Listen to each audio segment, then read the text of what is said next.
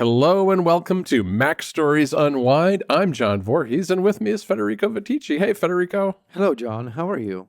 I'm having a good day. It's been a busy one. There's all kinds of stuff going on in MacStories these days, which is fun. It's exciting. This is an exciting year, I think, so far. Yeah, we're never bored, I think. No. If anything, we're pressed for time and staying up too late doing things that just to keep up with everything. Yeah, we're fortunate because sometimes, when I talk to people in real life and, there's always the person who's like, I gotta go to work and I don't really want to.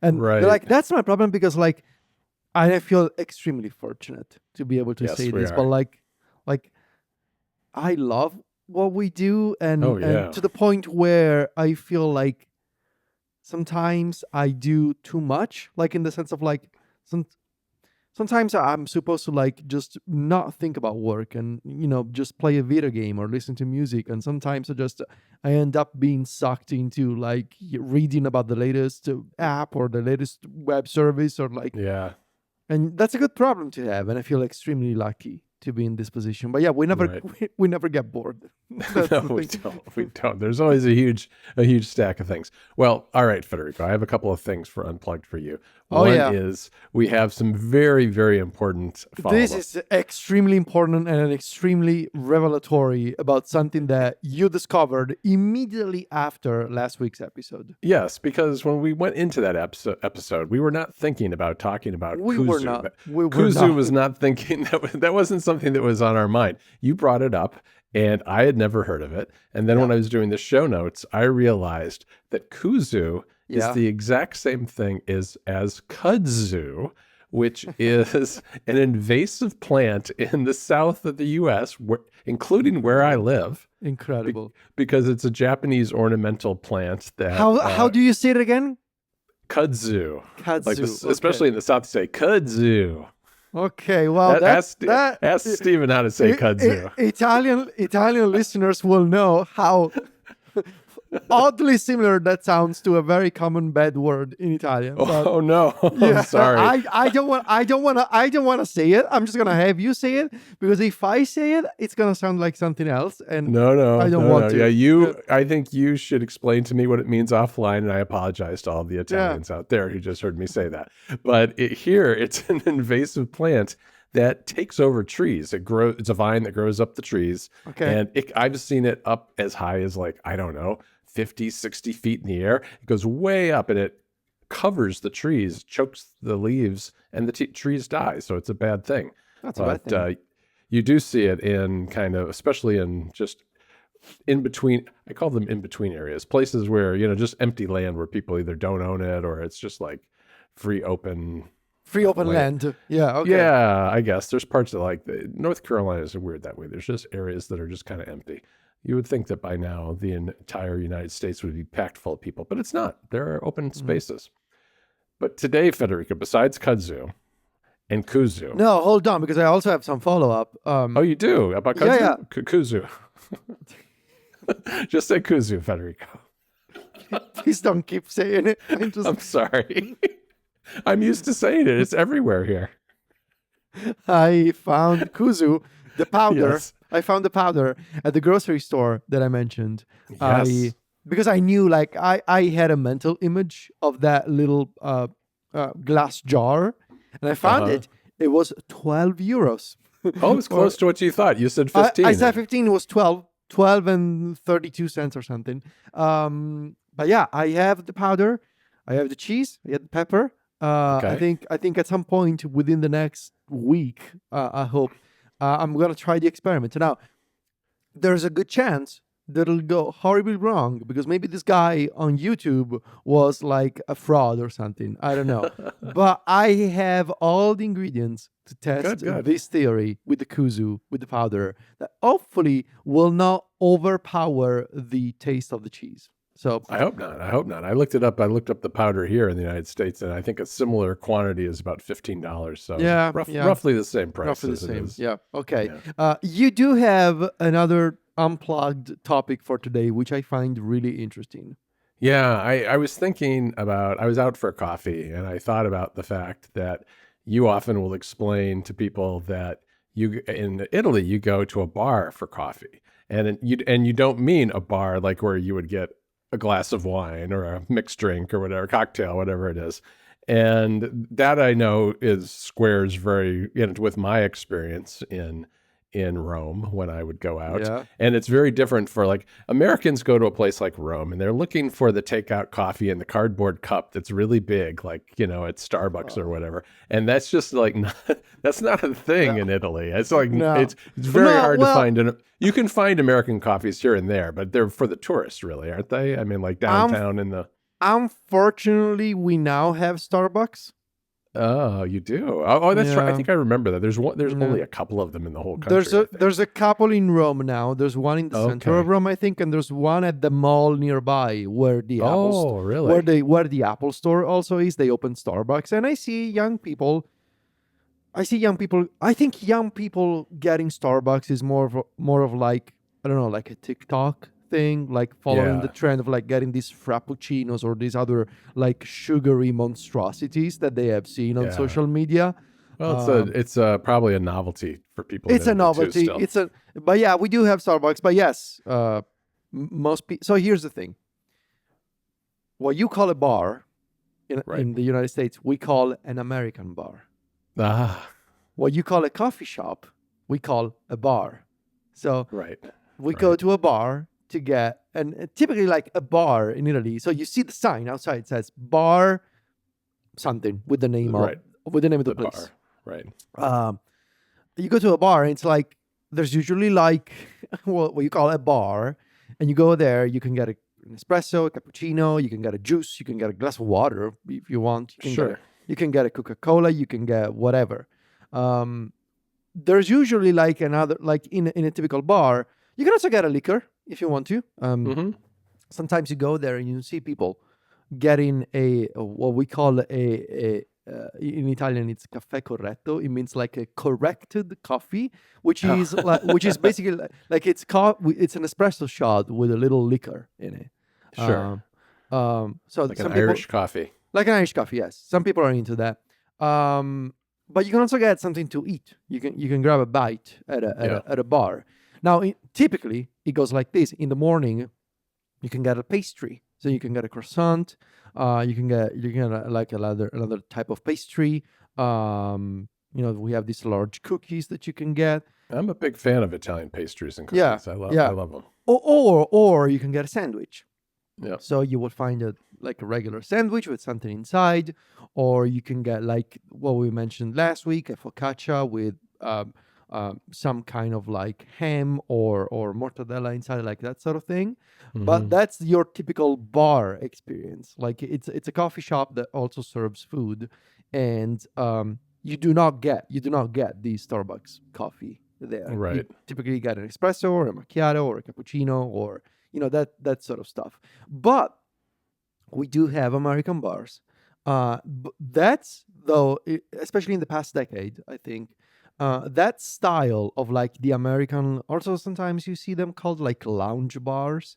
Those have become the sorts of places where you go have an aperitivo, which I realize is also very much an Italian thing, right? So this whole cultural thing of like, and I actually asked Google Gemini to like, how would you sum up the aperitivo? So it's, and I think the description is pretty much correct. Like it's a pre-dinner ritual. So it's like something that you do before dinner, and a lot of people, especially in northern Italy, Milan, for example, has a whole culture of the aperitivo right after work. So you leave your office at 5 or 6 p.m. and before going to dinner at around 8 or 9 p.m., you go have a drink. It's basically a drink, like a light drink usually. A glass of wine, and the spritz is huge in Italy. Have you ever heard of the Aperol spritz? No, I don't think so. So it's Aperol. It's like this orange tinted soda, slightly bitter in taste, mixed in with some prosecco and some ice, and so you get this orange color. And it's basically like fritzy wine with a bit of a bitter soda in it. Mm-hmm. It's huge in Italy. Sounds pretty good. Yeah, it's very good. It's especially in the summer. It's so refreshing. I bet. So you go there for the aperitivo, like you got a glass of wine or spritz. Maybe you have like some kind of snack, like some chips or something small. Usually, it's kinda if you've ever been to Spain, it's kinda similar to tapas. Yep. So like small bites to go, because you don't wanna have too much, because otherwise you're not gonna have dinner later, right? Right. Yeah. So this is a whole cultural thing in Italy that I don't think quite exists in America.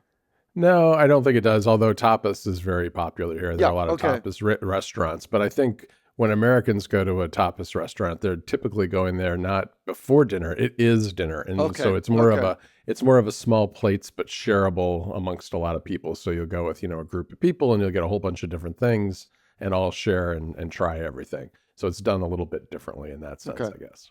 The final thing I wanted to say is that we do have American bars. Typically, the owners of the place would make it like a thing. Like they would say, American bar. Like when you see the ads on Instagram for like a new place, and you have the bar with a fancy waiter, not a waiter, a bartender, and they would have all the bottles on display. Sure. And it's the typical American. Like I have been in America to American bars. It's the typical setup, with the stools and the bar and the bartender mixing you a drink. Like we do have those sorts of places. I am not a huge American bar goer myself, mostly because I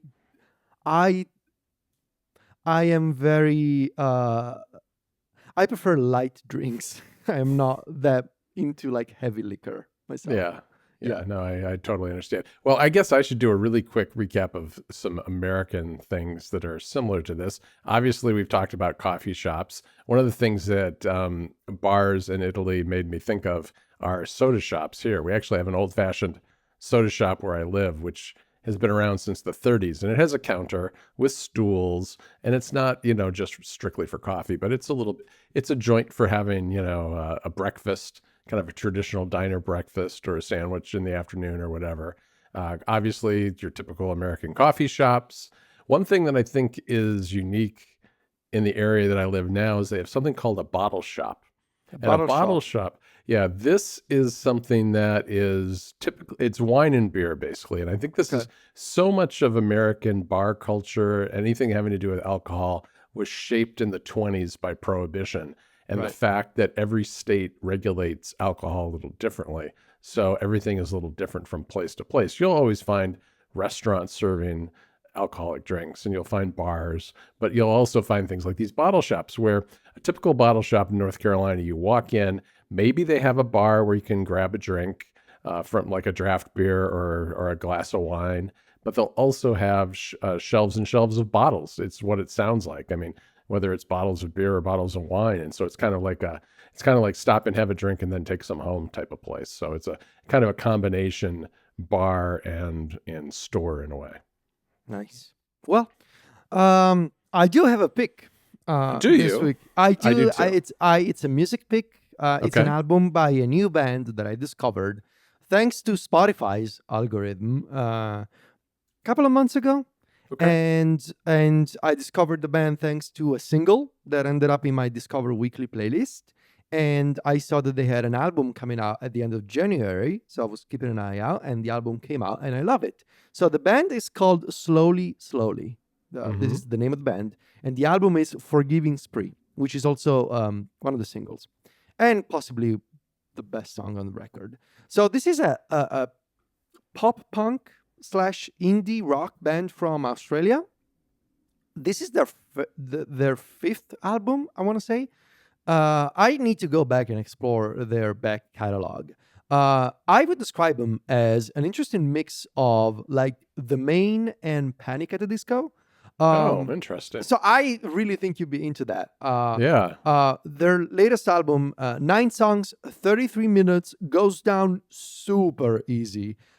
Each song is very catchy, and it was produced, I believe, the Panic at the Disco influences are also notable because I believe one of the producers on the record, I want to say, I had it in my notes, Susie Shin, They worked on one of the latest, one of the more recent Panic at the Disco albums. So the sonic influences you can hear.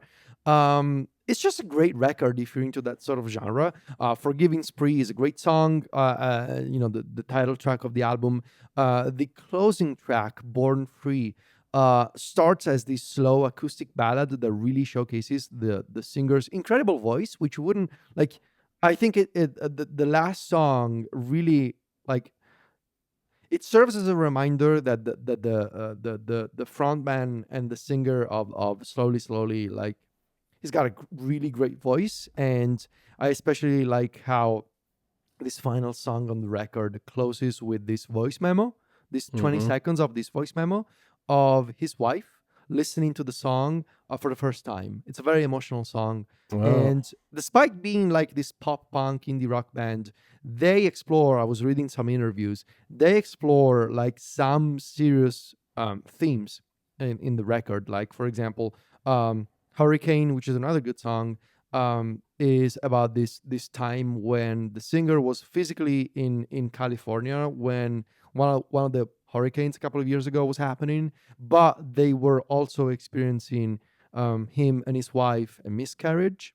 And so like that sort of metaphor of the physical and the emotional hurricane, I think it really delivers on that song. And just this is a completely new band for me, and like I said, I've been obsessed with this album for the past couple of weeks, and I want to go back and revisit their previous work, especially because like this style of very obviously for me, given my emo tastes, but like this style of very direct, very emotional, very self-aware pop punk style really works for me. So yeah, I would recommend it. The album is Forgiving Spree by Slowly.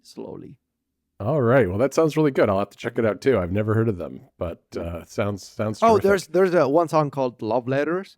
That sound, I told you today on iMessage, it sounds like a better song by the 1975. Oh, right. Yeah. So yeah. That's a good endorsement right there. Yeah. All right. Well, so my pick this week, Federico, is a TV show on Apple TV Plus called Prime Target, which has been described as Good Will Hunting meets Jason Bourne.